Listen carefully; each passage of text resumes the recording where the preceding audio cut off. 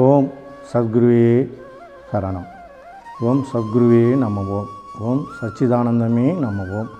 ஓம் சத்குரு சச்சிதானந்த கணக்கன்பட்டி காளிமுத்து சாமியே நம ஓம் நம ஓம் நம ஓம். கம்யூனிகேஷனில் கூட மாற்றக்கூடிய ஒரு அமைப்பு ஐயாவுக்கு இருக்குது. அப்படின்னா இவரால் எல்லாமே முடியுங்கிறத நான் அறிந்து கொண்டேன். அதுக்கப்புறம் எவ்வளவோ அற்புதங்கள். கண்ணு தெரியாமல் ஒருத்தன் ஐயாட்ட காலை பிடிச்சிட்டு, சாமி எனக்கு கண்ணு தெரியலன்னாரு. எந்தரான்னாரு. அப்போது மோகன் தோட்டத்து கிணறு தண்ணி பார்த்திங்கன்னா மேலாக இருக்கும். இப்போல்லாம் உள்ளே போயிடுச்சு. இன்றைக்கி போர் போட்டு தண்ணி அதில் இறங்கிட்டுருக்கு. மேலாக இருந்தது. அப்படியே வடக்க போடா அப்படின்னாரு. வடக்க போனால் ஏரி ஊதுறானா, ஏரி ஊதி கிணத்துல குதிச்சிட்டான். கிணத்துல குதிச்சு தட்டு மாதிரி மேலே வந்தான். மேலே வந்தவன் மறுபடியும் அவரை காலை பிடிச்சி, சாமி எனக்கு கண்ணு தெரியுது சாமின்னு. யார்ட்டையும் சொல்லாமல் அப்படியே போடா வீட்டுக்குன்னாரு. அவன் போய் அங்கே டாக்டர்கிட்ட போயிருக்கான். டாக்டர் வந்தார் எங்கே கணக்கம்பட்டிக்கு. அவர் தான் என்கிட்ட சொன்னார், நான் என்னுடைய பேஷண்ட் அனுப்பி வச்சேன். அவன் கண்ணில் நரம்பு கெட்டு போச்சு. அவன் வேறு கண்ணு கூட வைக்க முடியாது, லென்ஸ் வைக்க முடியாது, எதுவும் இல்லை. அவன் கண்ணு கடைசி வரைக்கும் இப்படி தான் இருக்குன்னு நான் சொல்லி அனுப்பிச்சிட்டேன். பட் இங்கே வந்த பிறகு அவனுக்கு கண் நல்லபடியாக ஆனதுன்னு அவர் டாக்டர் சொன்னோன்னே எனக்கு மிகப்பெரிய ஆச்சரியம். அப்போ கால் விளங்காதவன் அவன் இன்றைக்கி அந்த பையன் இருக்கான். அவன் எங்கே இருக்கான்னா பள்ளப்பட்டியில் இருக்கான். இன்றைக்கி கோழி சில்லி சிக்கன் போட்டுட்ருக்கான் அந்த பையன். அந்த பையனை என்ன பண்ணியிருக்காங்க, ஒரு நாள் அவனுக்கு திடீர்னு ஒரு 4-5 கடை வைக்கவும் அவனுக்கு கண் பார்வைப்பட்டதோ என்னமோ தெரியல. அவன் சொன்ன வார்த்தை இது. திடீர்னு அவனுக்கு ஒரு கை கால் விளங்காமல் போயிடுச்சு. விளங்காமல் போன பிறகு என்ன பண்ணுறாங்க, அவர் இன்னொரு பையனை பிடிச்சி, அவன் ஃப்ரெண்டை பிடிச்சி 2 வீலரில் வரான் ஐயாட்ட வந்தோன்னா ஐயா தூங்கிட்டுருக்கார். அவன் வேலையெல்லாம் நைட்டு 10 மணிக்கு மேலே கிளம்பி 12 மணிக்கு பக்கமாக அங்கே ஐயாட்ட வந்துடுறான். ஐயாட்ட வந்தோன்னா ஐயா வீட்டில் கட்டிலில் படுத்துருக்காரு. அது கட்டிலில் ஒரு கால் பக்கத்தில் அவருக்கு நேராக உட்காந்துக்கிட்டான்.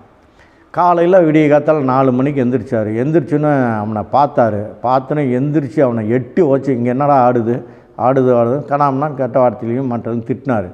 அவன் அறியாமே எந்திரிச்சு ஓடி போய் அங்கே நின்னான். அதுக்கப்புறமா தான் அவன் கீழே மேலேயும் பார்க்குறான்.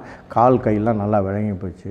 அப்போது இது எப்படி ஒரு கண்ணு தெரியாதவனை கண்ணு தெரிய வைக்கிறார், கால் விளங்காதவனை கால் விளங்க வச்சார், என் தகப்பனாரை குணப்படுத்தினார். ஏன் எனக்கு ஒரு வாட்டி என்ன ஆயிடுச்சுன்னா, என்னுடைய விஷயத்திலே இது நடந்திருக்கு.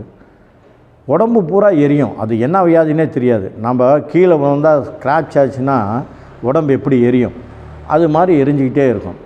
நானும் எத்தனையோ டாக்டர் பார்த்தேன். அலோபதி பார்த்தேன், சித்தா பார்த்தேன், ஆயுர்வேதிக் பார்த்தேன், அப்புறம் அக்கு ப்ரெஷர் பார்த்தேன். எல்லாத்தையும் பார்த்துட்டு கிட்டத்தட்ட 7 டாக்டர் இருக்கும். அப்புறம் நரம்பு டாக்டர் பார்த்தேன், எல்லாத்தையும் தோல் டாக்டரை பார்த்தேன். இவ்வளவும் பார்த்து எனக்கு சரியாகலை. அப்போது நான் இங்கே வரும்போது கணக்கம்பட்டி வந்தப்போ கணக்கம்பட்டி ஐயாவுக்கு முதுகு பூரா எண்ணெய் தேய்ச்சிட்டு காலெலாம் தேய்ச்சிட்டு இருந்தாங்க. நான் அப்போல்லாம் ரொம்ப சிரமப்பட்டு, என்ன சாமி இப்படி பண்ணுறீங்களே அப்படின்னு ரொம்ப சங்கடப்பட்டு வந்தேன். திடீர்னு கொஞ்ச நாளில் என்ன ஆச்சுன்னா, எனக்கு ரொம்ப சங்கடத்தில் இருக்கலாமா போகலாமா. ஏன்னா வீட்டில் எந்த துணிமணியும் போடாமல் தான் இருக்க முடியும். ஒரு சின்ன ஜட்டியோடு தான் இருக்க முடியும். வீட்டிலையும் பெண் பிள்ளைகள் இருக்காங்க, அவங்களும் சங்கடப்படுவாங்கன்ட்டு எவ்வளோ நாள் தான் பொறுத்துட்டே இருக்கிறது. என் கால் மேலே கால் போட முடியாது, அவ்வளோ எரிச்சல். ஷர்ட் போட முடியாது. ஆனால் அந்த நேரத்துலேயும் ஐயா சிலை ஐயா இருக்கும்போதே இங்கே சிலை வந்திருந்தது. அந்த சிலைக்கு காலையிலையும் சாயந்தரம் அந்த எரிச்சலோடையே போய் பூஜை போட்டு போவேன்.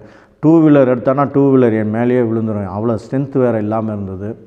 அதுக்கப்புறம் ஐயா சிலை, நாமக்கல் சிலை முன்னாடி நின்று ஒரு நாள் அழுதேன். இனிமேல் நான் உயிரோடு இருக்க மாட்டேன். என்னுடைய பையனையும் பிள்ளையும் நீங்களும் பார்த்துங்க.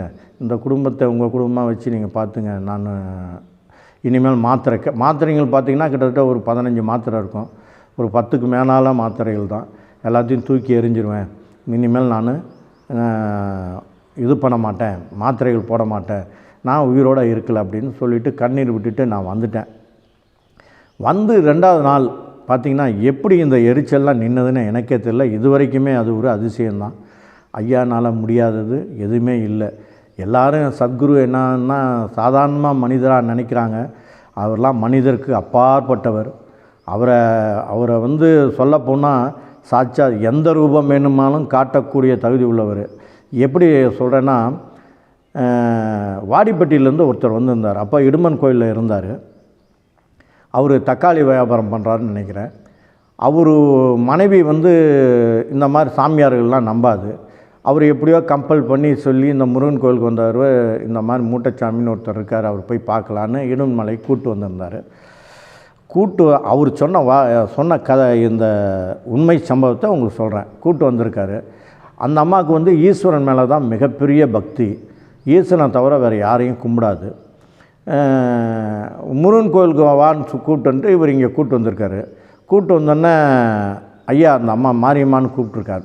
பெண்களை எப்பயுமே மேக்ஸிமம் மாரியம்மான்னு தான் ஐயா கூப்பிடுவார்.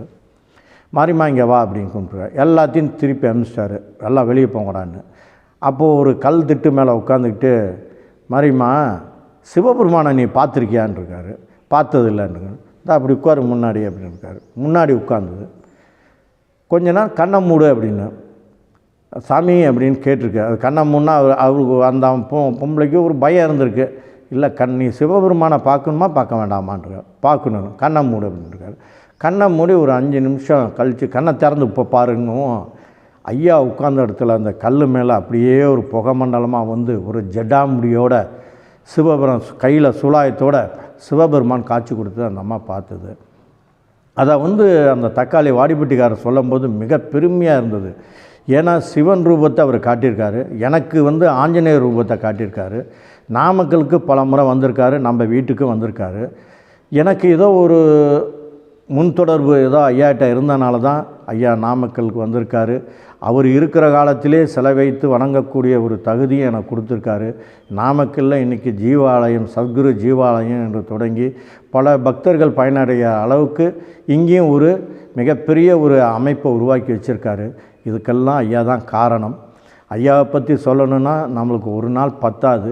இருந்தாலும் நான் நிறைய அற்புதங்களை பார்த்துட்டேன். இப்போ சமீப கால அற்புதம் சொல்கிறேன். ஒரு பொண்ணு ஒரு சின்ன ஒரு பெண் பிள்ளையை கூப்பிட்டு வந்தது. அந்த பிள்ளைக்கு என்னென்னா யூரினில் வந்து அதனுடைய சத்து பூரா போயிட்டு இருந்தது. நாமக்கல் அது வந்து முஸ்லீம் லேடி, ஏதோ பக்கத்தில் இருக்கவங்க சொல்லி திடீர்னு அவங்க வீட்டுக்கு தெரியாமல் இங்கே வந்தது.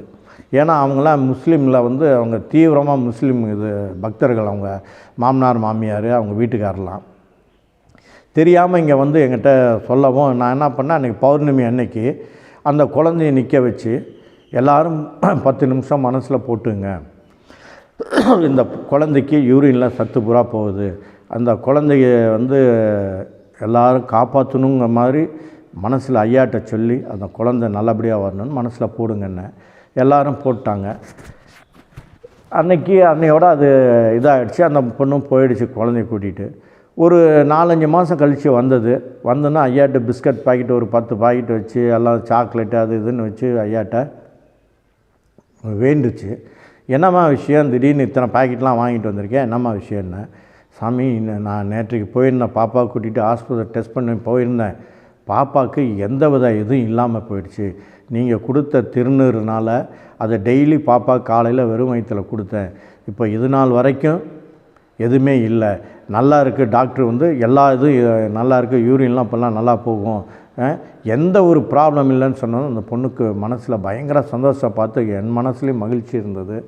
ஏன்னா இந்த மாதிரி அற்புதங்கள்லாம் ஐயானால தான் முடியும் அப்படிங்கிற ஒரு கோணத்துக்கு நான் வந்துட்டேன். அதே மாதிரி நம்ம வீட்டு பக்கத்தில் ஒரு பொண்ணு இருக்குது. அந்த பொண்ணுனுடைய அத்தை வந்து கோமா ஸ்டேஜில் சென்னையில் இருக்காங்க, அட்மிட் பண்ணிட்டாங்க அப்போலோ ஹாஸ்பிட்டலில். டாக்டருங்க என்ன சொல்லிட்டாங்க, இந்த லேடி எந்திரிக்காது, அவ்வளோதான், இனிமேல் இன்னும் கொஞ்சம் 2 நாள் இருந்துட்டு வீட்டுக்கு கூப்பிட்டு போயிடுங்க, அவ்வளோதான், இனிமேல் கடைசி வரைக்கும் இதுதான் ஸ்டேஜ் அப்படின்ட்டாங்க. இந்த பொண்ணு வந்து எங்கிட்ட வந்து அழுதுன்னா நானும் என்ன பண்ணேன், திருநீர் ஐயாவை நினச்சி நான் அப்போல்லாம் ஐயா திருநீர்லாம் நான் வாங்கி வந்து வைக்கல, இப்போ தான் ஐயா திருநீர் வெளியே கொடுக்குறாங்க. அப்போ நம்மக்கிட்ட இருக்க திருநீரையே நான் கொடுத்து அனுப்பிச்சேன், ஐயா வேண்டிக்கம்மா அப்படின்னு ஐயாக்கிட்ட பாத்தில் வச்சு, இங்கே ஐயானுடைய சிற்பத்தினுடைய உயிர் சிற்பத்தின் பாத்தில் வச்சு கொடுத்து அனுப்பிச்சேன். கொடுத்து அனுப்பிச்சோன்னே அந்த திருநீர் அந்த நெத்தியில் வைமா, சும்மா உதரில் தடவி விட்டுரு அப்படின்னு. அதே மாதிரி போய் அந்த அம்மா வந்து அப்போ தான் வந்து எமர்ஜென்சி வார்டுலேருந்து தனி வார்டுக்கு வந்திருக்காங்க. வந்தோடனே இந்த பொண்ணு போய் நெத்தியில் திருநீர் வச்சு வாயில் கொஞ்சோண்டு தடவிட்டு வந்து வெளியே நின்றுருக்கு.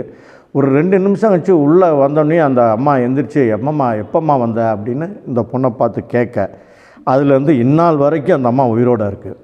இதெல்லாம் என்னன்னு சொல்கிறது, நான் ஒரு மருத்துவ கடவுளா இல்லை சிவபெருமானா, நாம் வணங்கக்கூடிய கடவுளுடைய அற்புதங்கள் பூராமே இவர்கிட்ட இருக்குது.